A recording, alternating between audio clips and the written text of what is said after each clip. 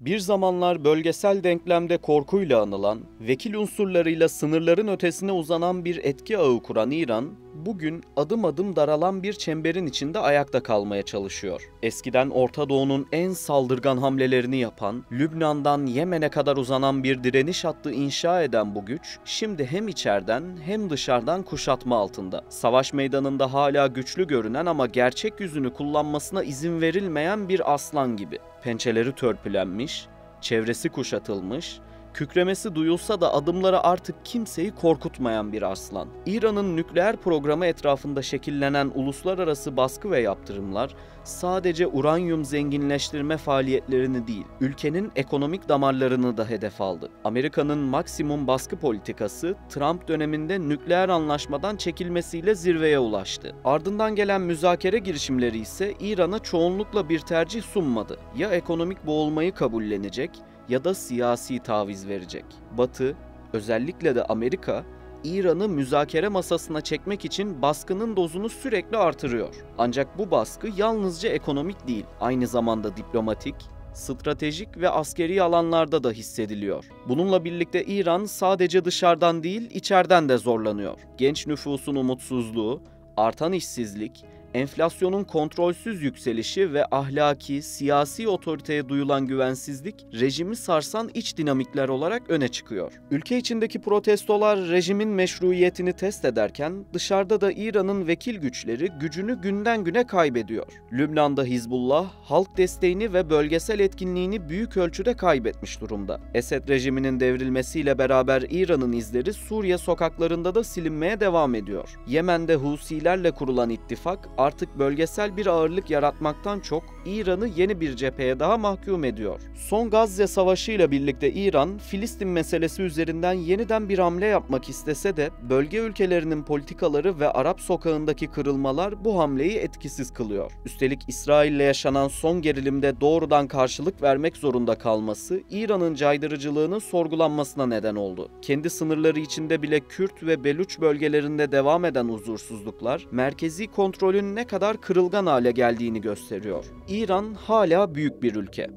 Tarihsel, jeopolitik ve kültürel olarak bölgeyi etkileme potansiyelinden hiçbir şey kaybetmedi. Ancak bu potansiyel giderek daha dar bir alana sıkışıyor. Zira artık mesele yalnızca nükleer program değil, İran'ın geleceğini tayin eden çok katmanlı ve çok yönlü bir kuşatma söz konusu. Kimi zaman diplomatik hamlelerle, kimi zaman ekonomik baskılarla, kimi zaman vekil savaşlarla, kimi zaman da iç toplumsal fay hatları üzerinden derinleşen bir kuşatma bu. İran hala ayakta ama pençeleri sökülmüş bir aslan gibi. Kükremesi yalnızca geçmişin yakınlarından izler taşıyor. 2025 itibarıyla İran'ın nüfusu yaklaşık 88 milyon. Nüfusun büyük bölümü genç. 30 yaş altı oranı yaklaşık %60 civarında. Nüfusun %75'ten fazlası şehirlerde yaşıyor. Tahran, Meşhed, İsfahan, Şiraz, Tebriz ve Ahvaz en büyük şehirler. İran etnik açıdan homojen bir ülke değil. Farslar ülkenin çoğunluğunu oluşturuyor ve siyasi iktidarın merkezinde. Azeriler,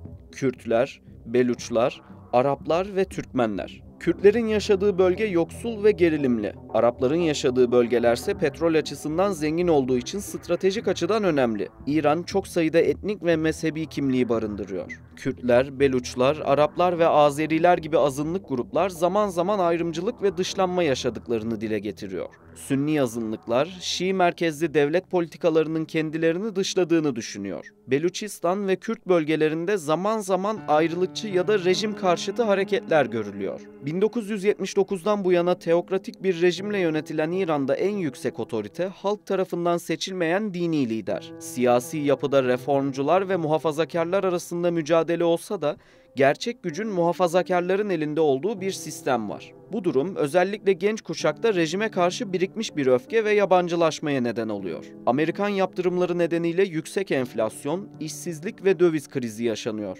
Devlet içindeki kurumlar ekonomide büyük güç sahibi. Bu durum ekonomik adaletsizlik ve yolsuzluk algısını artırıyor. Orta sınıf giderek eriyor. İşçi ve emekçi kesim temel gıda ve sağlık hizmetlerine ulaşmakta zorlanıyor. Bir diğer mesele İran'ın nükleer programı. Hem teknik kapasitesi hem de bölgesel dengelere etkisi stratejisi açısından Orta Doğu'nun en kritik konularından biri. İlginç biçimde bu program 1957'de Amerika ile başlatılan Barış için Atom İşbirliği ile başladı. 1970'lerde İran, Amerika, Fransa ve Almanya ile nükleer projelerde işbirliği yapıyordu. Şah döneminde 20 yıl içinde 20 reaktör hedeflenmişti. 1979 İslam Devrimi sonrası Batı ile ilişkiler kopunca nükleer işbirlikleri son buldu. İran, Sovyetler, Çin ve Pakistan gibi ülkelerle sınırlı temaslar kurdu. 1995'te Rusya ile Bushehr nükleer santrali için anlaşma yapıldı. 2002'de Natanz ve Arak gibi gizli tesislerin ifşası, UAEA ve Batı'nın dikkatini çekti. 2006'dan itibaren İran'a Birleşmiş Milletler Güvenlik Konseyi yaptırımları uygulandı. İran ise programının barışçıl olduğunu savundu. İran, uranyum madenciliğinden ileri santrifüjlerle zenginleştirmeye kadar geniş kapsamlı bir nükleer altyapıya sahip. Başlıca tesisler Natanz, Fordov, İsfahan, Bushehr. İran %60 oranında uranyum zenginleştirdiğini kabul etti. Bu seviye nükleer silah eşiğine oldukça yakın. Ayrıca IR-4 ve IR-6 gibi gelişmiş santrifüjler kullanıyor. UAEA denetimleri sınırlı olduğu için bazı bilgiler net değil. 2015'te İran'la P5+1 ülkeleri arasında imzalanan ortak kapsamlı eylem planı, İran'ın nükleer faaliyetlerini sınırlandırması karşılığında yaptırımların kaldırılmasını öngörüyordu. Anlaşma sayesinde İran, dondurulmuş varlıklarına erişim sağladı ve enerji, bankacılık gibi sektörlerde rahatlama yaşadı. Reformist Ruhani hükümeti bunu diplomatik zafer olarak sundu. Ancak muhafazakarlar, teknolojik tavizler ve denetimleri egemenliğe aykırı buldu. Amerikan Başkanı Trump 2018'de anlaşmadan çekildi ve yaptırımları yeniden uygulamaya koydu. Bu İran ekonomisinde yıkıcı etkilere neden oldu. Petrol ihracatı dramatik şekilde düştü. Öyle ki 2017'de 2,5 milyon varil ihracat yapan İran, yaptırımlar nedeniyle 300 bin varile kadar geriledi. Aynı şekilde döviz gelirleri azaldı. Enflasyon yükseldi. Özel sektör çökerken halk büyük ekonomik sıkıntılar yaşadı. Ruhani hükümeti eleştirilirken muhafazakar söylem güç kazandı. 2018-2019 protestoları ve 2022'de Mahsa Amini sonrası isyanlar halkın tepkisini gözler önüne serdi. 2025'te Trump, İran'ın dini lideri Hamane'ye mektup göndererek doğrudan müzakere teklif etti. İran önce reddetti ancak artan askeri baskı ve ekonomik zorluklar nedeniyle Umman arabuluculuğunda dolaylı görüşmeleri kabul etti. Son görüşmeler Umman ve İtalya'da gerçekleşti. Hala temel konularda uzlaşma aranıyor.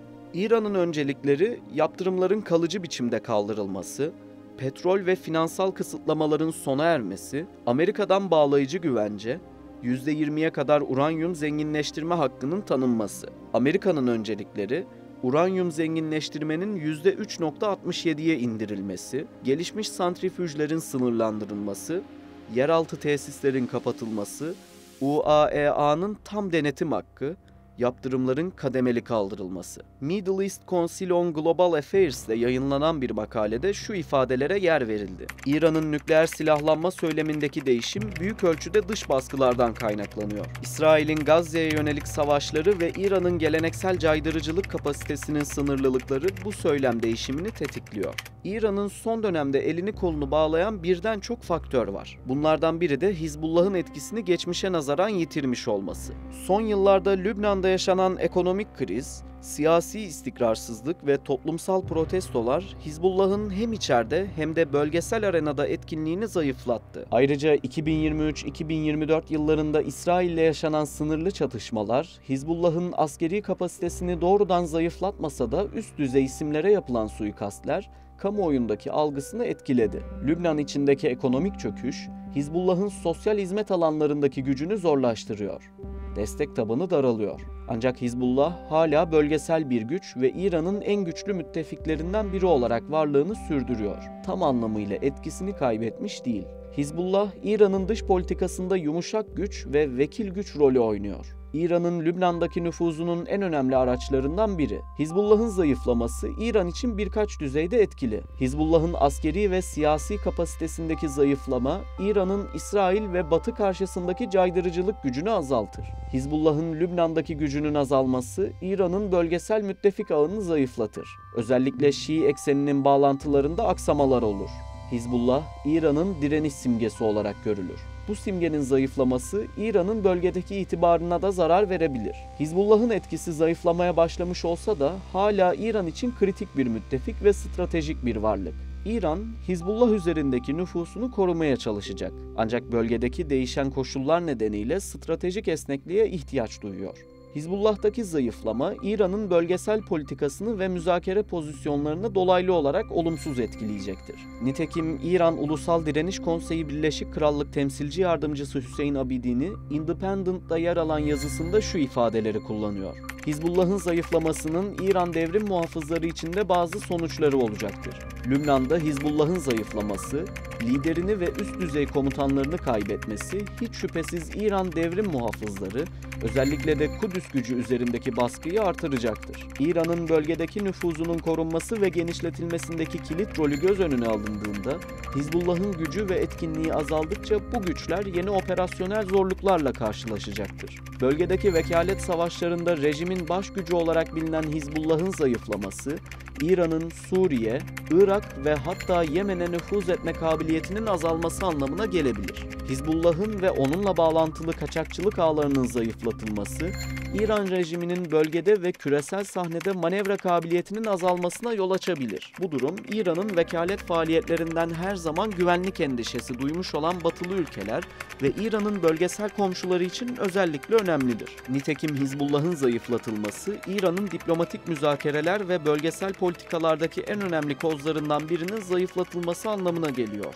İran'ın Suriye'deki varlığına ve nükleer altyapısına yönelik İsrail'in düzenli hava saldırıları sürüyor. Bu da İran'ın bölgedeki askeri nüfuzunu zayıflatıyor. Amerika ve müttefiklerinin kuşatması, Amerika'nın Körfez'deki askeri varlığı İran'ın deniz gücünü sınırlıyor. Ayrıca son dönemde İran'a yönelik artan istihbarat ve siber saldırılar da etkinliğini azaltıyor. İsrail'in bazı Körfez ülkeleriyle normalleşme kapsamında yaptığı İbrahim Anlaşmaları da İran'a karşı kurulan bir bölgesel denge bloğu oluşturdu. İran, geçmişte direniş ekseni lideri olarak görülürken, bugün özellikle Sünni Arap dünyasında bir mezhepsel hegemonya kurmaya çalışan aktör olarak algılanıyor. Dolayısıyla Arap dünyasında bir imaj erozyonuna uğramış durumda. Hamas ve Filistin direnişiyle olan ilişkisini bölgesel nüfuz aracı olarak kullanıyordu. Ancak Arap kamuoyunda İran'ın samimiyeti sorgulanmaya başlandı. Ayrıca son Gazze Savaşı'nda İran'ın doğrudan müdahale etmemesi caydırıcılığını sorgulattı. Suudi Arabistan bölgesel diplomaside daha aktif rol oynamaya başladı.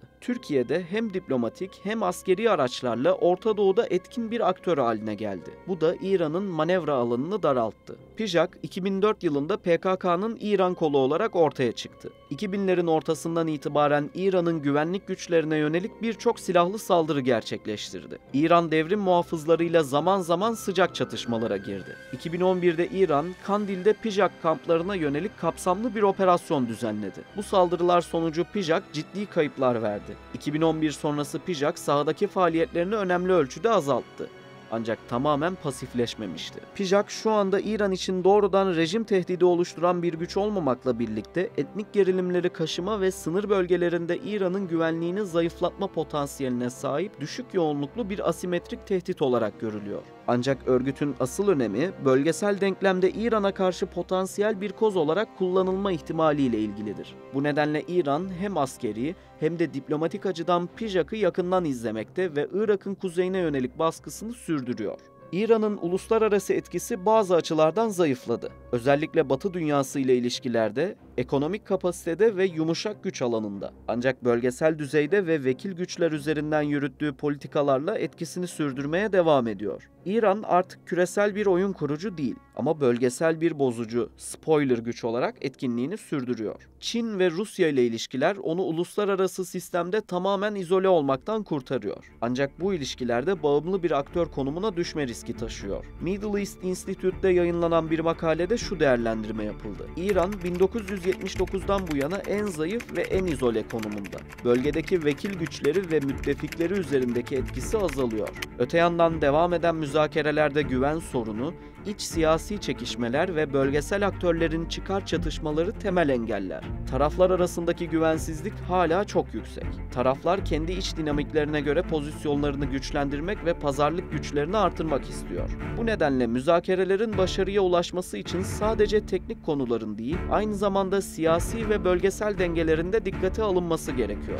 İran nükleer programda esnek davranmak istemiyor. Bu kendisi için ulusal onur ve güvenlik meselesi. Amerika ise İran'ın nükleer silah geliştirme riskini ortadan kaldırmadan geniş yaptırımları kaldırmak istemiyor. Müzakerelerde ilerleme için bir uzlaşma gerekecek. Ya İran daha fazla kısıtlama kabul edecek ya da Amerika yaptırımlarda daha esnek davranacak. Önümüzdeki aylarda özellikle bölgesel gerilimler ve uluslararası baskılar bu müzakerelerin kaderini belirleyecek. İran bir yandan nükleer anlaşma müzakereleriyle vakit ve kaynak harcarken diğer yandan vekil güçleri için sürekli kaynak ayırmak zorunda. Aynı zamanda iç dengeleri korumaya çalışıyor. Bu çok cepheli mücadele İran'ı sürdürülebilir olmayan bir yıpranma savaşına sokuyor.